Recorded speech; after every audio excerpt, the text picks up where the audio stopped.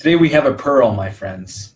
When I read this Torah today from the Baal Shem Tov, I was really amazed and I was really wowed at the power of his interpretation and how he truly connected to so many of the questions that I feel like I ask in my Jewish path, in my spiritual journey, and I feel like so many of us ask in our spiritual journeys. So let's listen close to this teaching from the Baal Shem Tov, the holy Baal Shem Tov. We've been learning his wonderful Torah, and now we're going to finally learn one of his Torahs from the actual Sefer here, the actual book. We've been learning Keter Shem Tov, one of his actual Torahs here. So let's draw in very close, because this is really deep stuff. But I'm just so happy that it's my portion to be able to bring it to you right now, and I hope you really bring it into your Shabbatot, into your Shabbases, because this is really important. The Beisht writes, Be'or halavai oti azvu v'torati shamru. There is a passage in the rabbinic legendary work Eicha Rabbah on the book of Lamentations, Eicha in Hebrew, and it is a midrash on the verse in Jeremiah that says, V'oti azvu v'etorati lo shamru. Jeremiah says, in regards to the reason for the destruction of the first temple, which was one of the first great tragedies of the Jewish people. Why did God do it? It says, Jeremiah says, it's because me they left, and my Torah they didn't guard.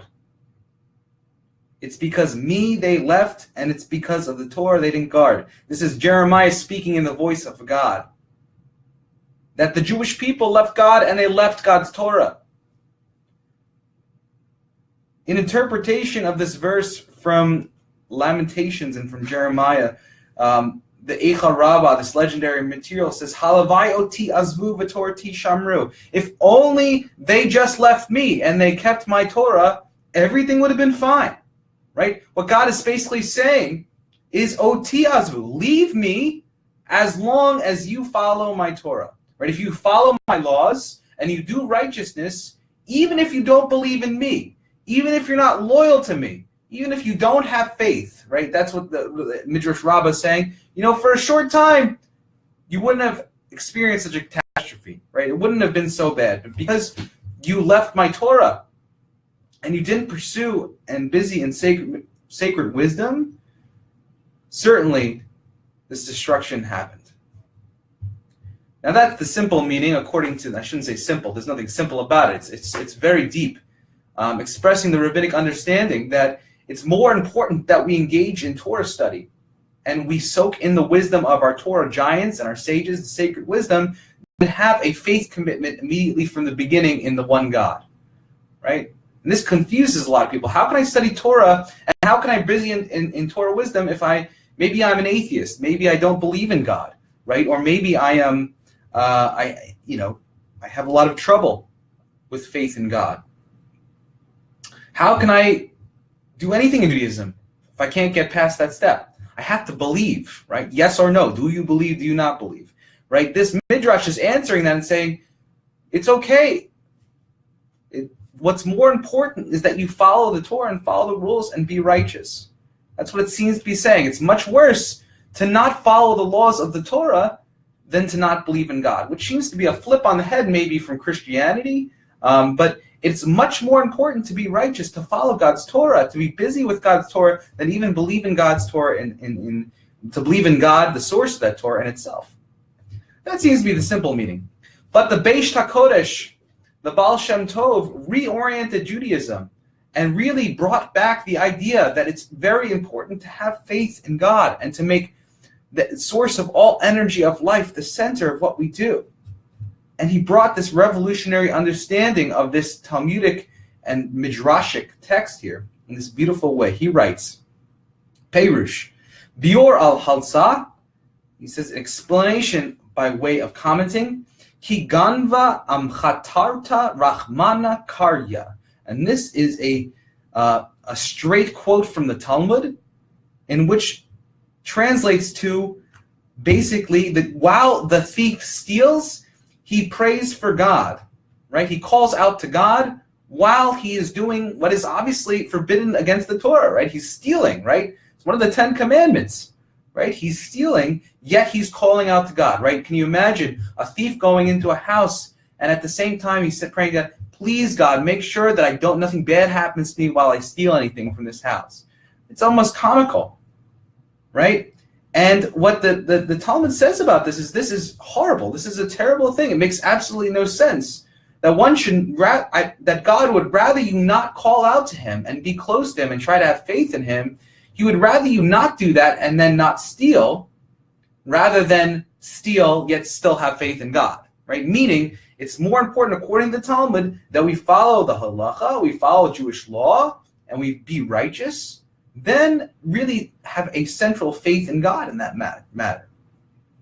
That seems to, again, be the interpretation of the Talmud. But again, the Beish HaKodesh, the Baal Shem Tov, is going to walk with this in a different way.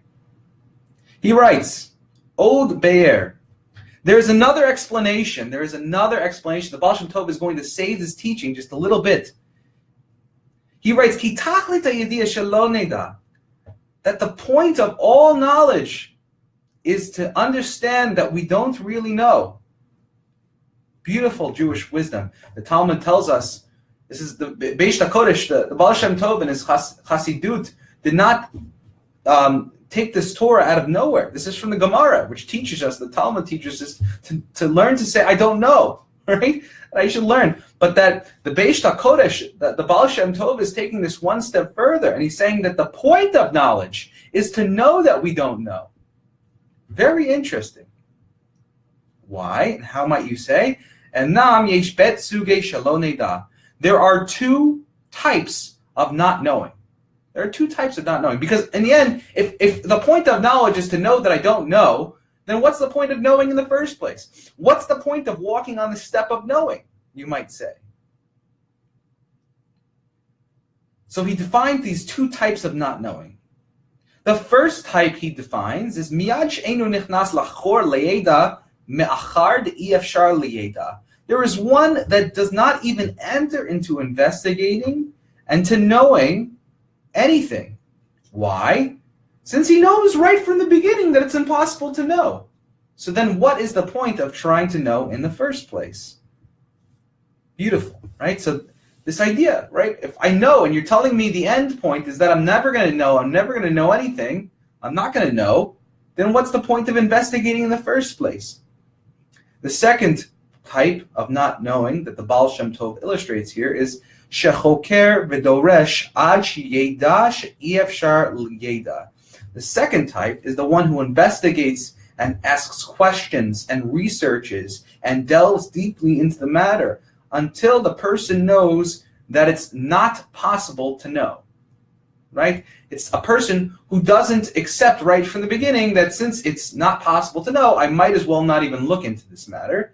Rather, it is someone who says, maybe it's not impossible, it's impossible. Well, no, maybe it's possible to know. Regardless, I'm going to investigate the matter. I'm going to delve deeply into this matter. And then I find out that I don't know. Yet I still investigate into the matter and I continue to investigate the matter. Which one makes more sense to you? Feel free to comment. But it's very important to understand this, and I think we are engaged in this all the time. We think we are on a path in order to know something or gain a certain goal, right? And a lot of times we're the first type, and sometimes we do something just because to do it. We're in both types all the time. But I love the way the Baal Shem Tov explains this, and he explains it through a mashal, or a story, an allegorical story. He writes, what's the difference between these two types of people? He writes, Mashal lama davar domeh. There's a story. What is this similar to? Shnaim sherotze leyeda et hamelech. There are two people who desire to know a king, desire to know the king. There is one who enters into the rooms of the king and benefits from the treasury and the sanctuary of the king. And afterwards, lo yuchal liyeda hamelech, but he never really meets the king. He doesn't know the king, right? He's just been in the king's house. He's benefited from being there. He enjoys being in the king's domain, but he never truly finds the king. Vasheni Amar, and the second person says, Since it's impossible to know the king, lo nichnas klal lechedra hamelech v'lo neda miyad. The second person says it's impossible to know the king. So if that be the case, why should I enter, right? I'm not going to enter into the rooms of the king in the first place, right? I'm not going to enter into the kingdom in the first place. I don't even want to be in God's rooms, right? And therefore, he immediately understands that he doesn't know, right? This is the difference. And what we see from the Baal Shem Tov, what he's saying here is that actually there's a benefit from being in God's kingdom, right? A benefit in being in God's castle, being in those rooms, enjoying the presence of God while not knowing God in the first place. Even if we can't get to that knowledge of God to really meet God, right? Panim al panim, face to face, there's still value, according to Baal Shem HaKadosh here, is saying to us that there's still value of being on that journey, on being there, on benefiting from the light that is in God's wisdom. And of course, the castle. What is the castle of God? It's the Torah, right? Being involved with sacred wisdom adds meaning to our lives, and it adds closeness, even if we never get to be able to connect to God. And as we know that if we knew God, we would be God, right? It is impossible to know God. God is an all-consuming fire. There would be no way to truly know God, right? Otherwise, we would no longer be in this world. So the only step we can take is to walk into God's castle and to be in God's rooms. And this is what the Baal Shem Tov HaKadosh is asking for us, is not just to give up right from the beginning and to be in Yeush, to be feel abandonment, that we can't ever meet or know God truly, right? That we'll never be able to do this, right? In some way, there is going to be a dissatisfaction. There's going to be something inside. This is, man, I really wish God was in my life. I really wish I had this like really palpable thing that I can connect to and I can know all the evidence and I could be so connected to God and everything would be perfect. But in the end, we know we're never going to know fully God. God is a mystery, right? That's what being an essential part of being a Jew is. But yet, we still need to be involved in Torah's sacred wisdom because that has a benefit in itself and that has a joy in itself to be involved in that. I think this is further illustrated by a teaching of another Hasidic Rebbe, the Mittler Rebbe, who is the second Chabad Lubavitch Hasidic Rebbe. And he writes in his book Shara Yichud, in the 5th chapter of Shara Yichud, he writes that to be on a path of knowledge of God involves constant opposites all the time. That on one hand, there's this great pleasure of knowing about God and knowing sacred wisdom that teaches us. I mean, he was involved with mysticism in the sacred realms, and he learned all these beautiful things, and it gave him great pleasure in knowing. But the more we learn, the greater is the pain and the tears in knowing that we are still distant from God, that we actually still don't know. Yet on the other hand, being that pain of being distant from God leads to the idea and the pleasure of how God, truly holy and truly mysterious God truly is, right? So they're two sides of the same coin, that we should take some sort of pleasure in not knowing God, in feeling that distance from God. Why? Because the fact that we have that hunger for us, that we know enough to know that we don't know, should give us a certain amount of oneg, a certain amount of pleasure, according to the Mittler Rebbe. And I think the Baal Shem Tov has the kernel of this here, has the root of this here. The Baal Shem Tov continues, yuvan v'dai b'shnei sugim. And certainly we know these two types of searchers. Oti azvu meleida. Right? Me, you can leave from knowing. Meaning, and this is going back to the quote from the Talmud in the beginning, me they left from knowing. Right? Meaning that the Jewish people left God, right, from knowing God, or the thief didn't leave God, right? He called out to God at that moment. And so what does this mean according to the Baal Shem Tov and the Panimiyut and the insides, the mystical inner meaning of this text? The She'i of Shar, that it's not possible, Makol Makom, Halavai Oti Azvu Metoch Chakira V'Yidira Achar Shetorati Shamru. So he says, certainly it's not possible, meaning me, you can leave, right? Why? Because it's not possible. You're never going to know me, right? I am always going to be kadosh. I'm going to be outside of you. I'm going to be far away. My inner essence, you're never going to be able to know it. Yet, right? Do not, according to the Baal Shem Tov, Mikol Makom, God forbid you ever leave the path of investigating and in order to try to know me. And what is that path of investigating to try to know me and know my ways? That's the path of trying to observe Torah and trying to walk the path of Torah, of Jewish sacred wisdom, and to learn that sacred wisdom. Right? Because by doing that, that gives us great divine pleasure. And that gives God, that's what God most wants of us truly, is to be involved with the Torah, is to be involved searching for Him. That what's really important is to be as part of that search, to search for divinity, to search for meaning, to search for godliness in life. And yes, we're never going to connect to the source, right? Which is the whole entire meaning of Song of Songs in the first place, is that, in the end, we're never going to get to the lover. Like the lovers are never going to really connect perfectly forever, right? But yet, the process of being and searching for meaning in life and searching for divinity in the way we act, we can live in God's kingdom. We can live in God's house, yet we don't get to meet God Himself. But that being in God's castle and being in God's world is the most important thing and gives us the most joy we can possibly have as human beings living in the world, and is the central mitzvah of being a Jew, right? To live in God's castle. So that thief who called out to God at that moment while not following the Torah by stealing, right? He's completely backwards, right? He's thinking, I can get right to God, I can know God, yet I don't even have to follow God's Torah, right? We know that you can't ever know God, right? So Job explains to us, right? We can't really know God. We can't know the inner depths and just know God.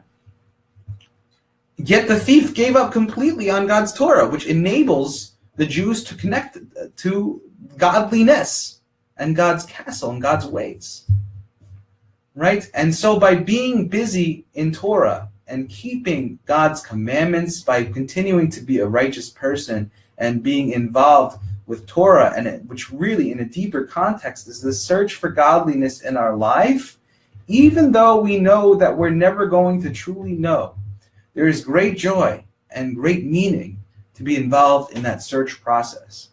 That every single Jew walks around with so many questions. Every single human being walks around with questions. And it's our job as a person living in humanity to have a neshama, to have a soul that's connected to godliness, which means that we need to constantly doresh and constantly choker, that we need to constantly search and ask questions and draw closer and closer to godliness. And that's what it means to live in God's house, in God's domain. What is God's domain? It's not a physical place. It's not some castle we walk into. It's not some location. But it's being busy in sacred wisdom that connects us to godliness. Each and every one of us should find the path to be in search of meaning in life and search of godliness in life. And in that way, we do the task of what a Jew really should be doing. And in that way, we live with simcha, we live with joy at every moment, knowing that we live in God's domain by living with meaning, by living with connection, even though we know that we live in that God is truly a mystery, and it will truly remain covered and secret for our earthly lives. Yet may we always draw closer to Him and smell His presence and be in His tents. Ma tovu ohalecha Yaakov, how goodly are your tents, O Jacob, right? Describing the tents of Torah study. May we be closer to God every day. May each of us draw closer and not fall into Yeush, fall into the idea that this is futile, that I'm never going to be joyful, I'm never going to be happy, I'm never going to reach the end, so what's the point? No. As it was said according to the Grateful Dead, it's the journey, not the destination. What a strange trip we are on in that regard. And in that joy and that trip is a trip of joy and happiness. May you certainly have a wonderful Shabbat, a wonderful Sabbath, a wonderful weekend, and may you draw closer to God by investigating and drawing close to our holy wisdom. Shabbat Shalom, everybody. I'll see you next week.